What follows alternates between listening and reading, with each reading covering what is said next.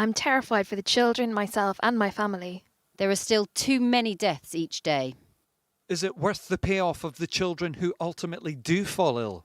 How are we meant to tell them? Sorry, darling, keep away from your friends.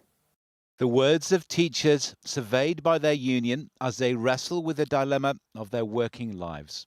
I'm desperate to get back in the classroom. I'm desperately missing my students. Instead, Anjum is distance teaching. AO3 is all about context for Chaucer. Canterbury Tales for a homeschooled sixth form, but it's lessons in recent history that make her wary. The government says it's following the science and that the science says it's safe to go back.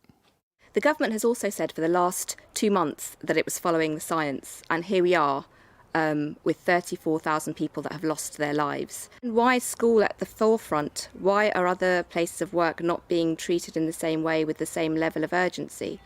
The government says smaller class sizes and staggered opening times will make teachers and children as safe as they can be. But today, Conservative-controlled Solihull said its schools won't have adapted in time to reopen in June. This is much more than the traditional hostilities between teaching unions and Tory ministers. It's part of a wider questioning of key decisions the government's taken in the coronavirus crisis. We're working very closely with the teaching unions and with school leaders. But there's a wide gap of trust to bridge.